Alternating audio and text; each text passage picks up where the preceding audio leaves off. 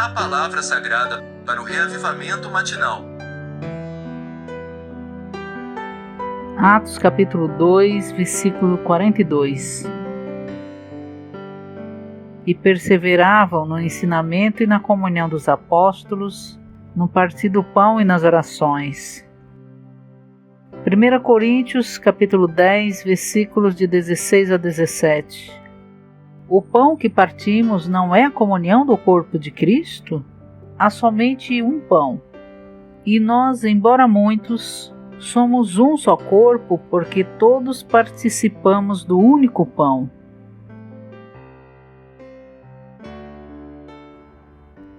Entre as igrejas que compõem o corpo de Cristo, que é universal, não há organização, mas há a comunhão do corpo de Cristo.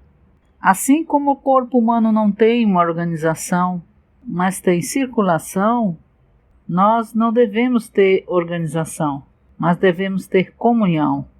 Se todas as igrejas permanecerem nessa circulação, na comunhão do corpo, elas serão saudáveis. Contudo, o pensamento humano natural é ter organização ou não ter nada a ver com os outros. Por um lado, não deve haver nenhuma organização entre as igrejas. Por outro, devemos estar dispostos a ter comunhão com todas as igrejas. Contudo, a igreja em determinada localidade ou as igrejas em certas regiões podem não estar dispostas a ter comunhão com outras igrejas. Essa atitude é absolutamente errada. Todas as igrejas devem permanecer na comunhão do corpo. Leitura de hoje. Na vida da igreja adequada, a administração da igreja é local, mas a comunhão da igreja é universal. Embora a administração da igreja seja separada e igual localmente, a comunhão da igreja é uma, universalmente.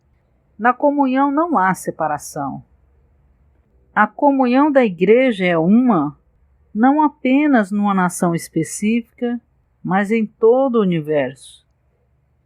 Não há uma comunhão na Inglaterra, outra nos Estados Unidos, outra na Alemanha, outra na China e outra no Japão.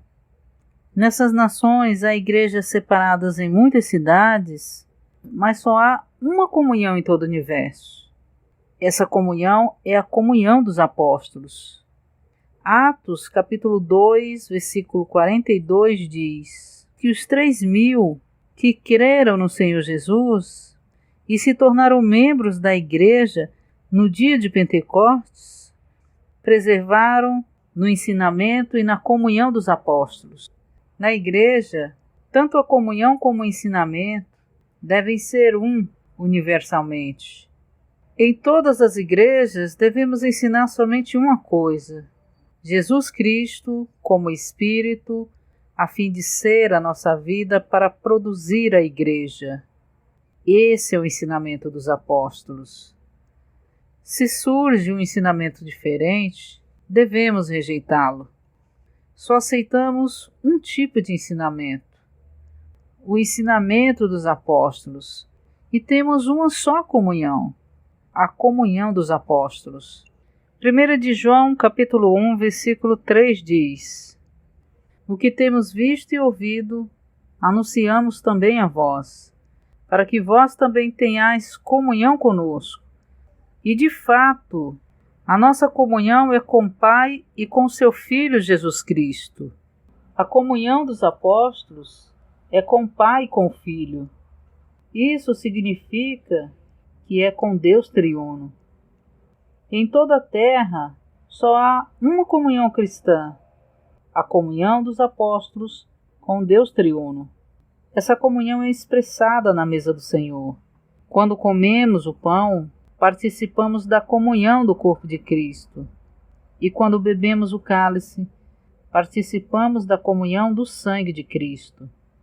O corpo e o sangue do Senhor são únicos, e a comunhão do corpo e do sangue de Cristo também é única.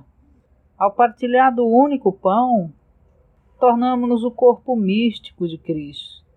Portanto, Essa comunhão universal é a comunhão do corpo de Cristo.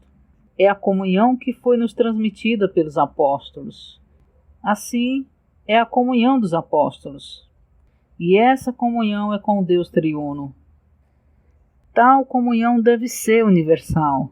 No que diz respeito à administração, as igrejas são separadas localmente, mas na comunhão estão unidas a fim de ser um universalmente.